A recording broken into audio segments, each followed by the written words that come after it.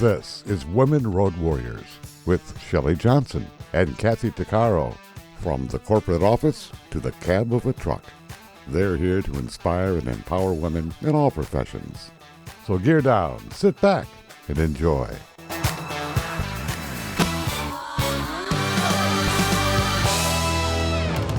Welcome to Women Road Warriors. We're an award-winning show that works to inspire and empower women in every profession. Our goal is to power women on their road to success.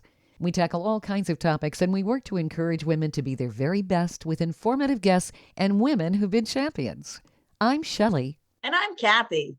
No topic is taboo on our show. We tackle the tough topics along with the not-so-tough topics, and we like to feature experts and celebrities who can assist women in being the very best they can be. According to DomesticShelters.org, 1 in 4 women in the United States will be targeted by an abusive partner in their lifetime. Nearly 1 in 5 murder victims in the United States were killed by an intimate partner. These are dire and shocking stats. Thousands of women every year seek refuge in domestic assault shelters. There was a time when these shelters were not available, and there was no place for women to go to escape their abuser. Believe it or not, it's only been 50 years since the first domestic assault shelter opened. Women's Advocates in St. Paul, Minnesota was the very first. It's been a major advocate for change. This shelter was instrumental in establishing legal protection for victim survivors and their children in Minnesota, as well as an active leader in some of the first domestic violence legislation in the United States. That included the Shelter Appropriation Act, which funds shelters, and the Domestic Abuse Act that gives people the ability to obtain a protection order without having to file for divorce or legal separation. With us today from Women's Advocates are Executive Director Holly Henning and Grants and Evaluation Manager Mary Beth Becker-Lauth. Welcome, Holly and Mary Beth. Thank you for being on the show. Thanks for having us, ladies. Thank you for having us. This is so awesome, and congratulations on your 50th anniversary. Your shelter has been such a blessing for women and their families. Isn't that right, Holly? I thought I'd start with you. Yeah, I just want to really highlight and uplift all of the women who kind of trailblazed the way for us now to be where we are, hitting our 50th anniversary. I think, as you know, and kind of mentioned, our organization actually started out with a small group of women who were doing very grassroots initiatives and really set out to meet the needs of women in crisis after the legalization of no-fault divorce happened in the state of Minnesota. And really, it was a group of lawyers who put together a call. I guess it was like an answering machine, and people could call in and then they would call back with the intention of giving information how to actually file for no-fault divorce. And what they were actually finding is that when women were calling, they were in these really extreme circumstances where their safety and their lives were in jeopardy. And so then the movement kind of happened to really start looking at safety and wholeness for women, and moving forward to start fundraising and purchase that first shelter, and really start moving the work forward. And we were incorporated as a nonprofit in 1972, and then the first night of our shelter opened in 1974 in St. Paul. And Wow. what a blessing. You know what I find shocking? That it took until 1974 for there to be a domestic assault shelter. What did women do prior to that? I mean, they were kind of stuck. Wouldn't you agree, Mary Beth? Absolutely. It is, we owe a great debt to the civil rights movement of the 60s for and I mean, I can't speak for the founders, but we were the movement against violence against women had gathered a lot of momentum from the civil rights movement and the anti-war movement of the 1960s, and relied on a lot of the organizing knowledge that was developed during that time. And so I don't think that we would have had the momentum or the proof that large social movements worked and could generate change without those movements for racial equality and the anti-war movement.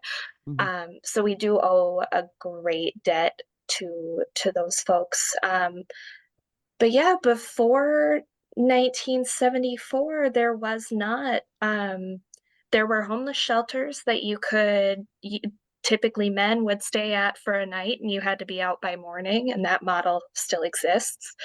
But before that, or for domestic violence survivors, there was this attitude, and still is in many places, of, well, that's a personal problem. You make yourself stronger and you take it. And if you can't, then maybe you go stay at a family member's house until your husband comes to claim you because you are his property. What women's advocates collective members were doing between 1972 and 1974, when we were able to purchase that shelter and move people in, was those women were taking survivors into their own homes.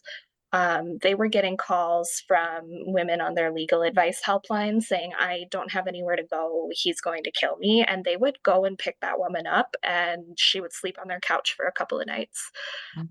It was really a network of individual women helping individual women, or individual couples helping individual women. There was no standardized form, but there was this idea of, no one is coming to save us. It's our job. It's our job to save us, because there was no like federal protection or state protection for women who were leaving. So individuals really did have to take it upon themselves to put their own homes and safety in danger to support and protect other women who were in deep danger.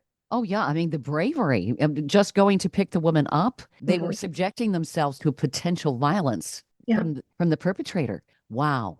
That's amazing. I don't think a lot of people know this. I think people take a lot of things for granted today. And the fact that women had no place to go.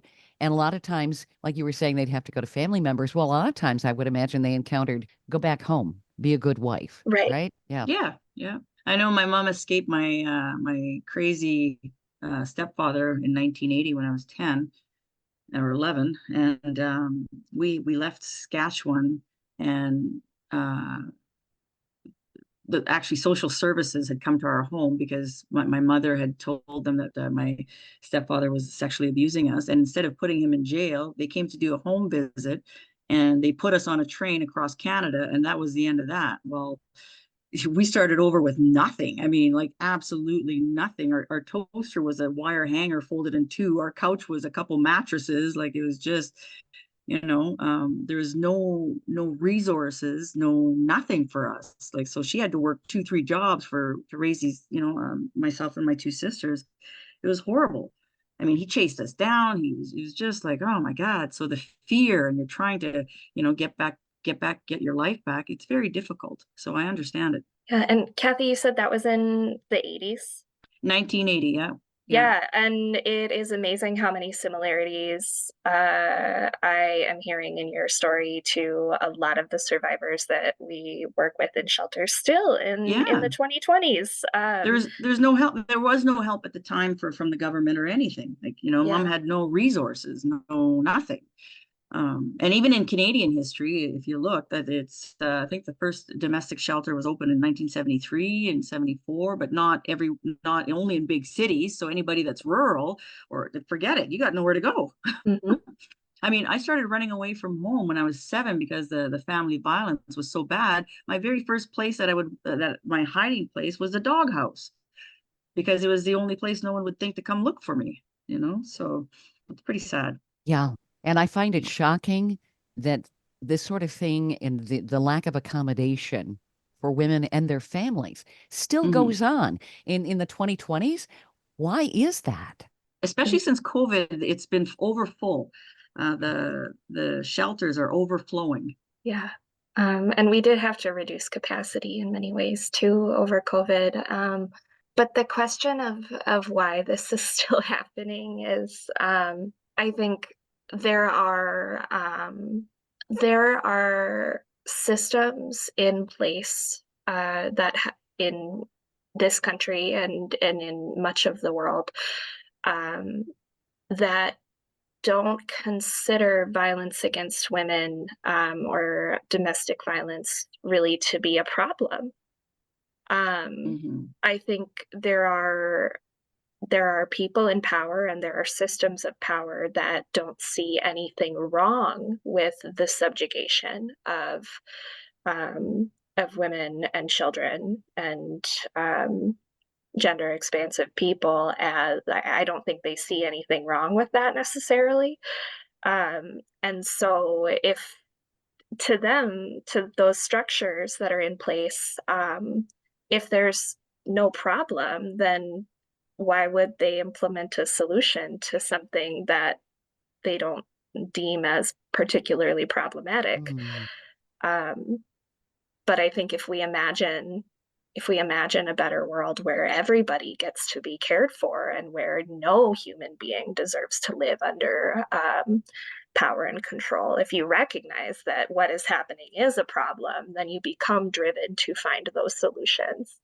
Abs- And I'm really grateful to our founders for sitting together and understanding this cannot stand, this cannot continue, and doing what they can with the resources they had. But I do think there are systems in place that just truly don't see anything wrong with what is happening. Which is amazing. We had a guest on who is fighting against gender-based violence, Charmin Prince, and what she's doing is just miraculous. And it is in the United States, it's across the world. Women are being marginalized left and right.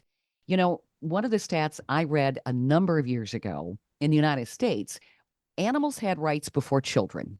So you couldn't abuse an animal. Then you couldn't abuse a child. Women are still at the back of the line. I don't get it. I just don't get it. I just wanted to kind of echo and piggyback off of what Mary Beth was saying about some of the systemic issues.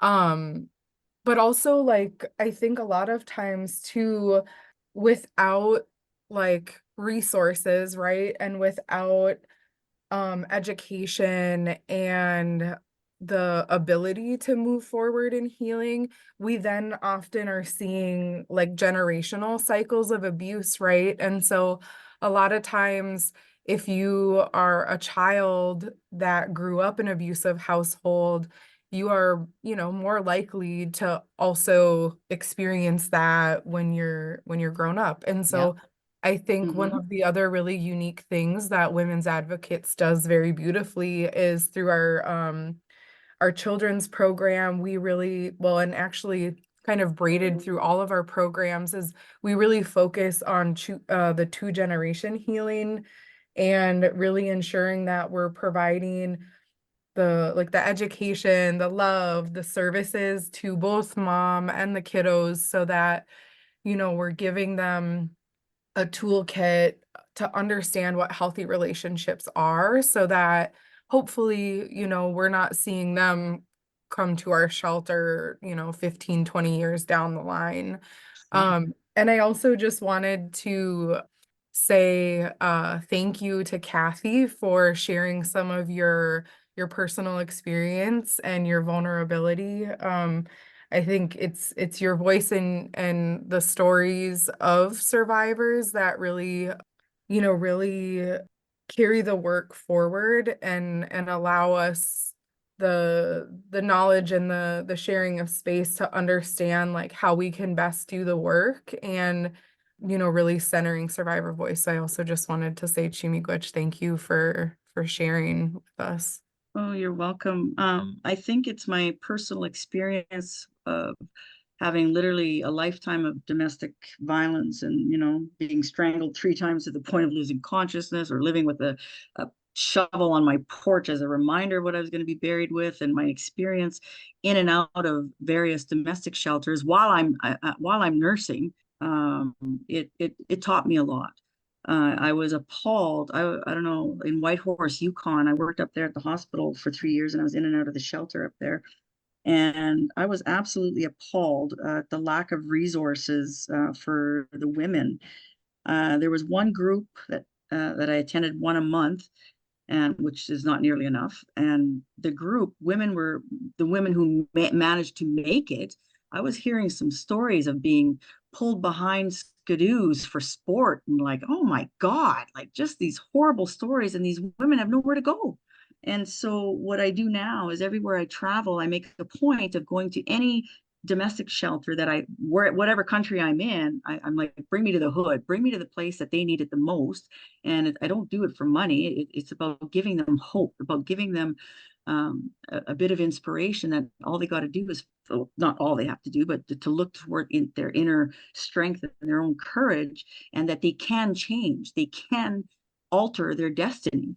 But it takes a lot of work, and you have to, be courageous and keep putting that one foot in front of the other. Yes, you're going to be broke for a while. Yes, it's going to be hard, but it's a lot better at the end, to have your own independence and to keep running back to that same cycle. Yeah. Absolutely.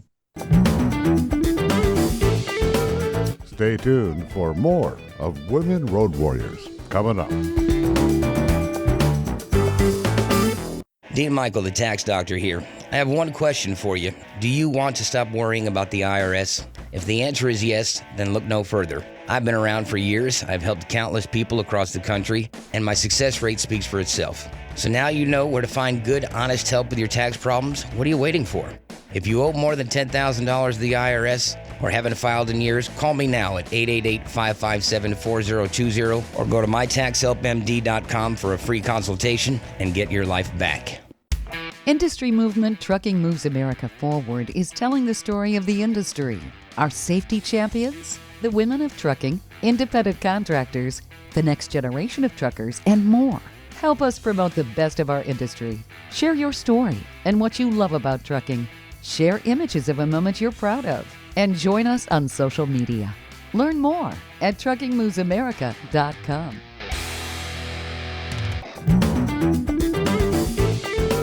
Welcome back to Women Road Warriors with Shelley Johnson and Kathy Tuccaro. If you're enjoying this informative episode of Women Road Warriors, I wanted to mention Kathy and I explore all kinds of topics that will power you on the road to success. We feature a lot of expert interviews. Plus, we feature celebrities and women who've been trailblazers. Please check out our podcast at womenroadwarriors.com and click on our episodes page. We're also available wherever you listen to podcasts, on all the major podcast channels like Spotify, Apple, YouTube, Amazon Music, Audible, you name it. Check us out and bookmark our podcast. Also, don't forget to follow us on social media. We're on Twitter, Facebook, Instagram, Pinterest, LinkedIn, YouTube, and other sites. And tell others about us. We want to help as many women as possible. Domestic assault shelters did not exist as we know them until 50 years ago, with the creation of Women's Advocates in St. Paul, Minnesota. Even though we've made tremendous progress, there's still a great need across North America for women to go when they're trying to escape their abuser. Why does domestic violence continue? And why aren't there enough resources for women and families to escape it? Part of this is because there's still preconceived notions that violence against women isn't wrong. Entire cultures can think this way. Those mindsets don't encourage solutions nor change. We've got a long way to go to stop the subrogation of women. We're talking with Mary Beth Becker-Lauth and Holly Henning from Women's Advocates, the first domestic assault shelter in the United States. It's commemorating its 50th anniversary this year. The people there provide so much, including incredible support and counseling to women who've been abused. That's so important, to empower women and families. Question is, what else is needed so we can stop society from thinking domestic assault is acceptable? Certainly, there's a lot being done to help women stop the cycle with counseling and group sessions and all of that. I wish that we gave that same this work is hard, but it is yours and it is worth it. Like, I wish we gave that same talk to abusers, actually. I wish there were people who would say, listen, like maybe you're doing this because you love the thrill of power and you love the thrill of making someone feel small, but your life could be better if you didn't do this. It's going to be hard work, but it is your responsibility to do what you can to not abuse and to not objectify and to not murder women. It's going to be hard work to change your mindset, but you have a moral obligation to change your mindset, and your life is going to be better and richer and fuller because of it. I wish there were men who were interested in doing that work publicly with other men, because I think it is important to tell survivors that, yes, we can imagine a better world for ourselves. Freedom is amazing and you deserve it, and it's hard, but you can get there and we'll help you. But I've been thinking a lot about the necessity of engaging with the source of the problem. Yep. Yeah. Changing the mindset. Now, when a perpetrator is convicted, do they have programs in place to work with them on changing their mindset so that they understand, like you were saying, this is not appropriate and your life will be so much better if you don't do this sort of thing? Right. Yeah, there are programs called batterer intervention programs. The I think one of the experts for those groups is Lundy Bancroft, who wrote Why Does He Do That? But then another program is the Domestic Abuse Intervention Project up in Duluth, Minnesota. And they do those court mandated or choice based batterer intervention programs where they do talk about the roots of abuse and how to change the mindset. There is a lot of debate lately in scholarly communities about whether those programs work. Why is there debate? They're trying to decide. There's a camp that believes that domestic violence is solely due to misogyny, to hatred of women, and a desire for male supremacy. There is another camp that believes that anybody can perpetrate this, and it's a combination of family life, substance use, mental illness, stress, lots of comorbid factors that go into whether people abuse or not. And so there's a lot of debate about like what the best approach to a program like that would be, whether to take it as a misogyny based program or a constellation of factors approach. But there's also research that abusers who take these programs can stuff down their behaviors long enough to pass a program and then return right back to the behaviors that terrorize the women and children in their life as soon as the program is over. I think it's a two-part story. I think it's also part on the women who are being abused to recognize the signs at an early stage and not tolerate it. I say this when I speak at schools a lot to the youth, because young girls are so vulnerable. But if you continue tolerating it, it almost teaches them that it's okay to treat you poorly. You have to educate them how to treat you. I know today, maybe that's why I've been single for 6 years, but no, I just started dating someone. But it's because when I see the red flags, I don't put up with it anymore. Mm-hmm.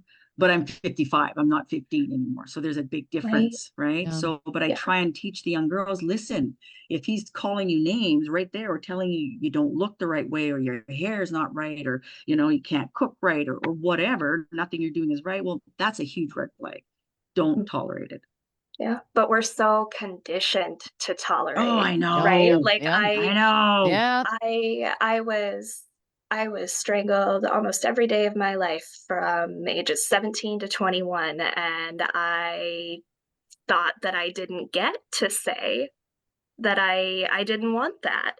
I thought that I just had to put up with it because I had spent my entire life being told, be a good girl, be a lady, be Mhm. accommodating, don't say no, be easy, get along. And that kind of conditioning in girls Mhm. makes it so scary to say no, even if you're not in any danger. Like sometimes I'm scared to say no if I no to an extra glass of water at a restaurant. Like I don't want to hurt somebody by saying no. And so like you put that into a situation, you put that conditioning into a situation where there are actual physical stakes involved. And of course I'm just gonna go along to get along. And so I think that conditioning is something Mhm. that like we all have a duty to not expect of girls anymore. Amen to that. Now, thank you for sharing that, Mary Beth. From what I was reading, uh, both you and Holly have personally experienced domestic violence. So, I mean, you really understand what the women coming to you are going through, and you know what the dynamics are. Holly, were you also conditioned to deal with this and consider this acceptable behavior? Yeah, I think so. As a Native woman, I think there's a lot of stigma, right, around, and especially like in small community, right? Like being able to call people out or just knowing like, oh, well, that person is still gonna live on that reservation, or they're still gonna show up to that powwow that you're gonna be at, or they're still gonna be in this space with you sometimes, makes it, I think, pretty hard to be able to like have the courage to come out and call people out or kind of make some of that change happen. And I think a lot of times it's like when you're like when I was talking about like the generational pieces, right? And a lot of, a lot of what I'm talking about, right, is also rooted in historical trauma that's occurred with Native communities, right? Is that there Mhm. were large amounts of abuse that occurred in the boarding school systems and the residential school systems across the United States and Canada, which also led to substance abuse, physical violence, sexual violence within our communities. And so for some families, this is stuff that I don't want to use the word normalized, but has just been reoccurring, right? And so um being able to like speak out against that and try and break those cycles was really important to me once I had a child. And ensuring that that's not the direction that my son goes in his life. And so I think a lot of it, yes, is conditioning. A lot of it, just from my own personal lens, is also rooted in historical trauma and things that have happened within Native community over generations. So, So basically, it comes down to breaking the cycle by teaching what is appropriate behavior. Mhm. That's a Yes. tough one, depending on, the different cultures, how people have grown up. I mean, when you're going through this, and especially when you're a child observing this, you think it's just that's the way life is. Right. You don't know it's wrong. Right. Yeah, you just and we talk a lot about that in our educational in our trainings about how yeah, you don't know as a kid that other people's parents don't fight until the walls shake. Like you just don't know that. You think that is normal. And so I think what is really important is to talk about it, is to be really vocal because that's how this movement started, right? Like women decided they were tired of being told to just shut up and take it because what happens in your home is a private matter. They decided, no, this affects all of us. This is just a Mhm. microcosm of what all women everywhere are dealing with. And if we start to talk about it, we can start to change it. Domestic violence and all kinds of abuse thrive on isolation and secrecy and shame. Those are the things that allow it to spread and continue. And so, if we want to break that, if we want to break that cycle, if we want to end DV for good, we really do have to never stop talking about it. We have to say, no, this is something that happened in my life. I realize now that it's not normal or that it wasn't healthy, but I grew up thinking this was the way that it is. And now that I know better, I can find the tools to do better. Or now that I know that it's wrong, I can look for other ways of being. I can find inspiration in the way that other people's relationships work. But to do that, we have to be having conversations with each other about what healthy does look like. Stay tuned for more of Women Road Warriors coming up.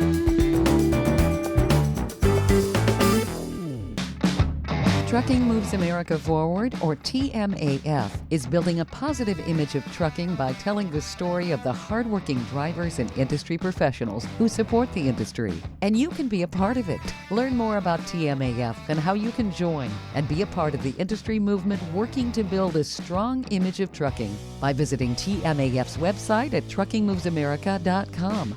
You can also follow us on Facebook, Twitter, Instagram, and our latest channel, TikTok. Welcome back to Women Road Warriors with Shelley Johnson and Kathy Tuccaro.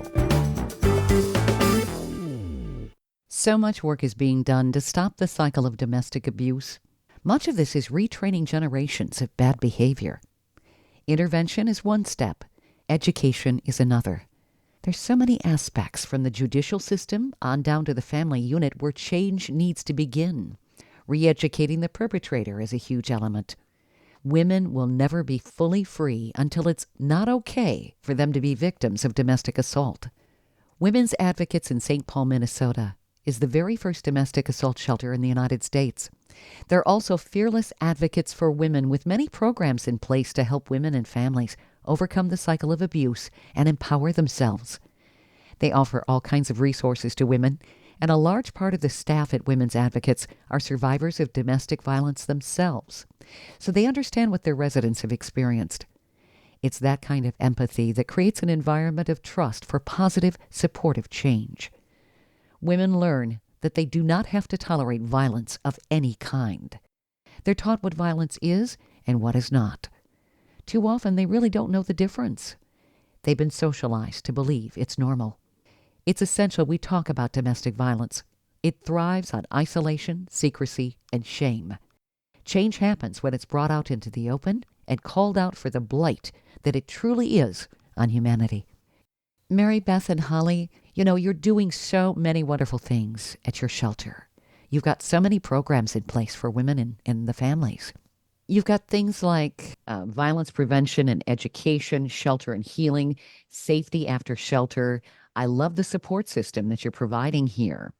Did you want to talk a little bit about what you're doing? Because I really think that you are a wonderful example for shelters across the country.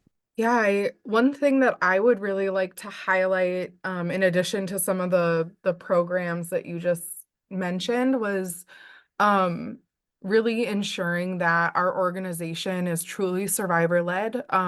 We have survivors at all levels of the organization. Myself as the executive director, a very large percentage of our support team, which would be like our leadership team. We also have 60% of our board members identifying as survivors of domestic violence. But we also have what's called a Survivor Advisory Council. And we work with a group of amazing folks who have actually been through our programs, whether it's our emergency shelter or our children's program or are engaged in our housing stability work. And we come together on a monthly basis. We have a work plan, and we actually pay those survivors for their expertise, right? And in that time and in that space, not only are they building like support and networking with each other as other survivors, but also they're really helping our organization in what areas and priorities we need to be focusing on. So like one of my favorite examples to give is we had a survivor bring a suggestion to our Survivor Advisory Council about us prioritizing women who are seeking shelter but have animals. Previously, we were unable to do anything for the animal, right? We would say, hey, we'll take you as the survivor or you and your kiddos, but we just don't have the means right now, and we would try and give exterior resources, right?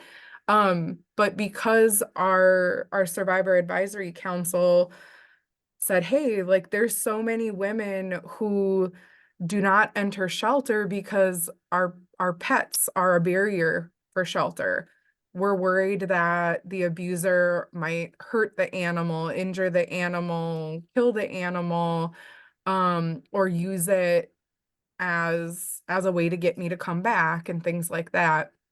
And so we were able to form a connection with the bond between, and we were able to start our own pet foster program. And so now any person who would like to enter our shelter who has a pet, we have like a safety net in place so that they can make sure that their pet is safely housed while they are also safely housed and getting the support and the services that they need. And this was one of like many amazing things that have come out of the work with our Survivor Advisory Council. One of the two other really cool initiatives were the need for chemical health support. Like we have so many women, right, who either were introduced to drugs and alcohol through an abuser, right? They got them hooked on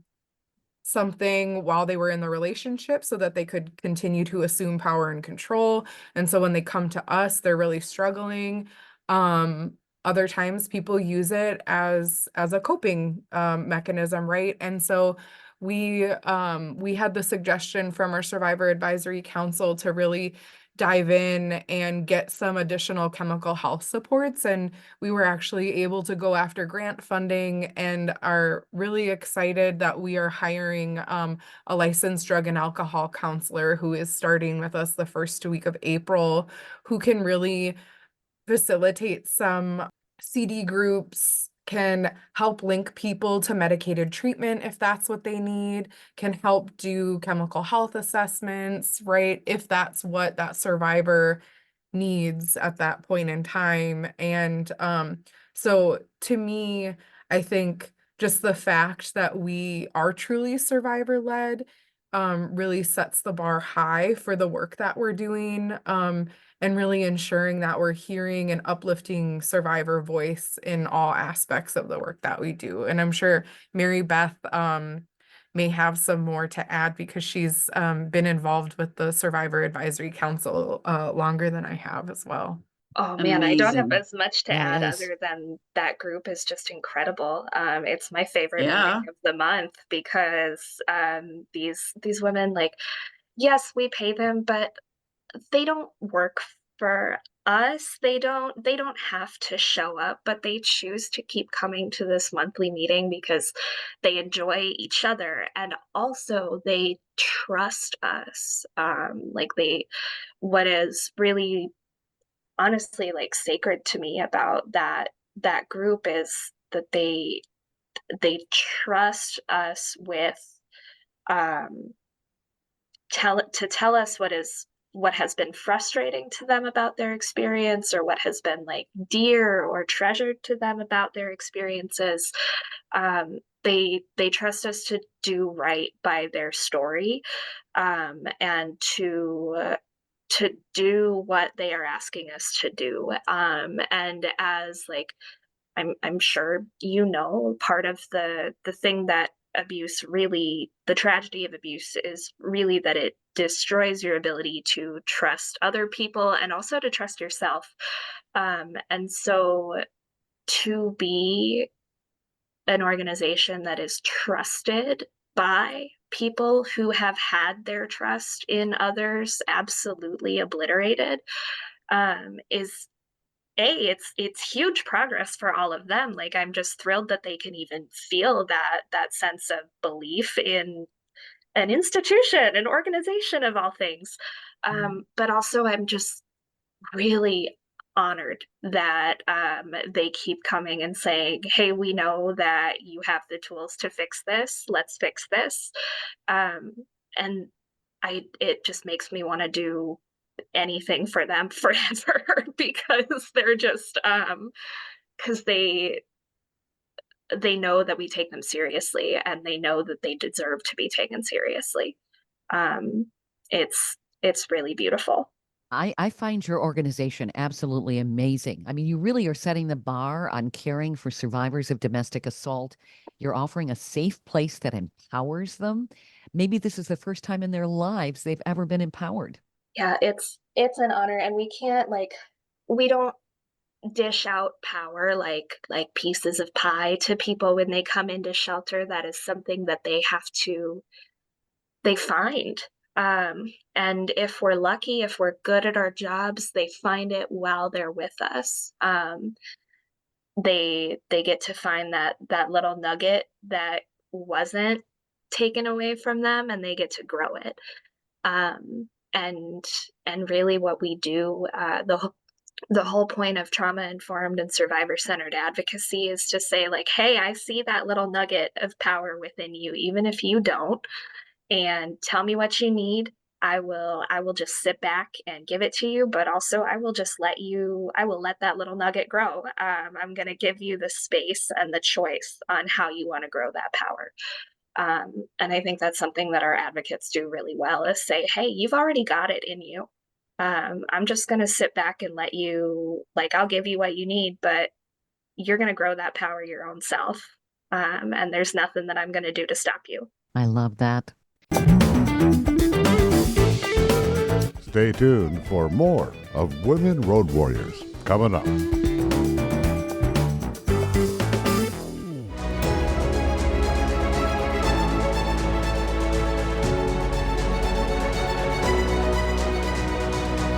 Kathy Tuccaro is nothing short of amazing. She not only drives the world's biggest truck as a heavy equipment operator in northern Alberta, Canada. She's an international motivational speaker and the author of Dream Big, an autobiography about overcoming a lifetime of trauma and abuse that led to dreams of success. Kathy inspires people the world over to change their lives and improve their self-worth. Her book will change your life. She's passionate about personal growth and believes anyone can change their circumstances and overcome their obstacles if they believe in themselves. Her life will amaze you and seriously inspire you. Be sure to order a copy of her book, Dream Big, on Amazon.com.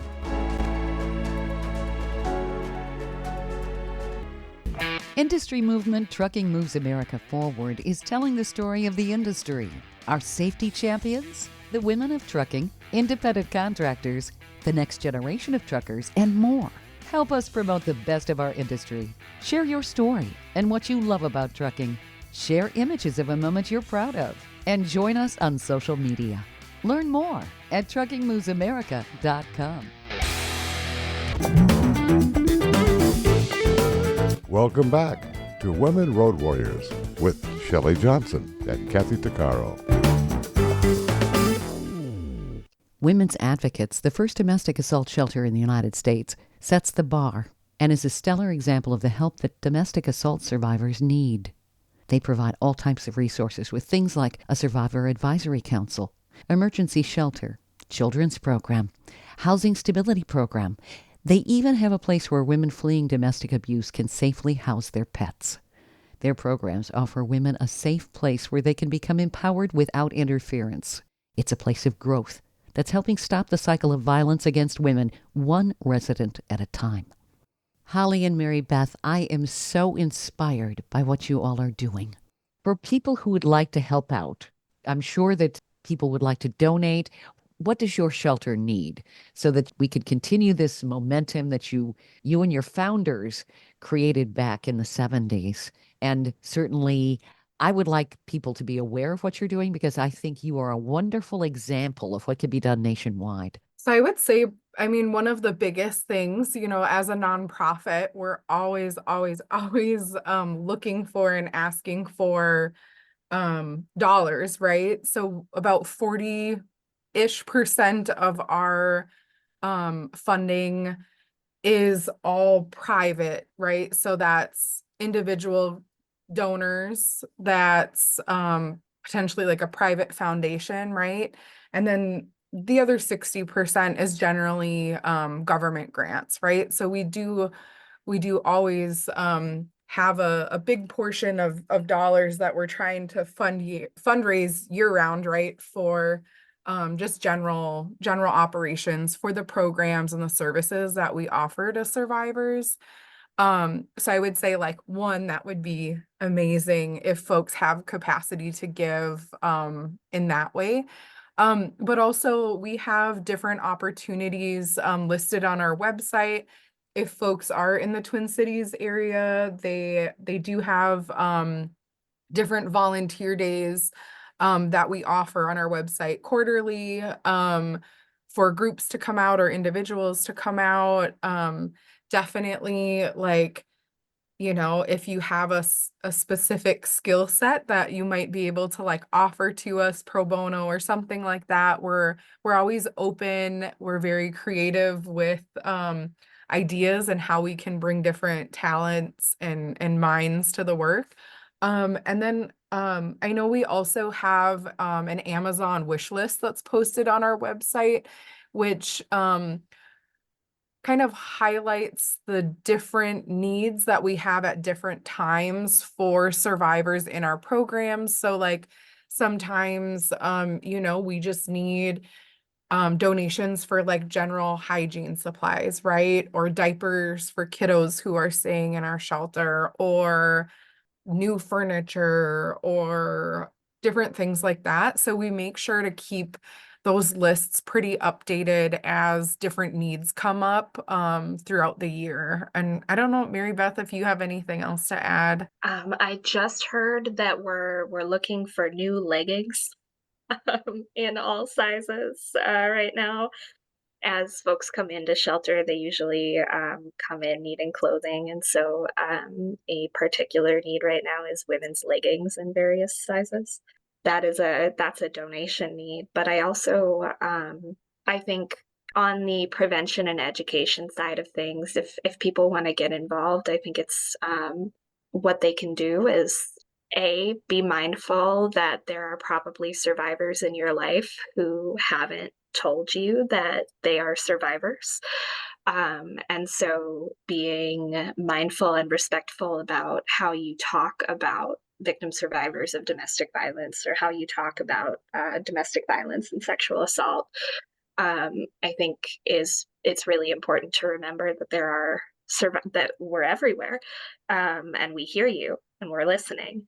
And so to be mindful of how you speak about domestic violence and sexual assault. And I think it's also important to be good bystanders. If there are people in your life who are potentially being abusive or controlling to a partner or a child, I think it's important to take that person aside and say, hey, man, I love you. I want you to be happy. I want your life to be successful. And I don't think this is the way to do it. So being brave in that way, and being a brave, safe bystander will also help you show up for the survivors in your life that you may not know about. Wonderful advice. Well said, Mary Beth. Yep. Yeah. Mary Beth and Holly, you folks are absolute champions. And what your organization is doing is just phenomenal. Where do people find you on the web? We are on the internet atwadvocates.org. We are on Facebook at Women's Advocates. And we are on Instagram at Women's Advocates. I love what you're doing. And thank you so much for being on the show. I could talk to you for another hour. Oh my God. There's so Yeah, much to me too. unpack with this topic. But I am just super impressed with what your organization does. I'm blown away. Honestly, I am. Thank you so much for every single thing that you do. Thank you so much for having us. Yeah, thank you. It's an honor to be here and share space with you both. Likewise. Thank you for being on the show. We hope you've enjoyed this latest episode. And if you want to hear more episodes of Women Road Warriors or learn more about our show, be sure to check out womenroadwarriors.com. And please follow us on social media. And don't forget to subscribe to our podcast. Women Road Warriors is on all the major podcast channels like Apple, Spotify, Amazon, Audible, YouTube, and others. Thanks for listening. You've been listening to Women Road Warriors with Shelley Johnson and Kathy Tuccaro. If you want to be a guest on the show or have a topic or feedback, email us at sjohnson@womenroadwarriors.com.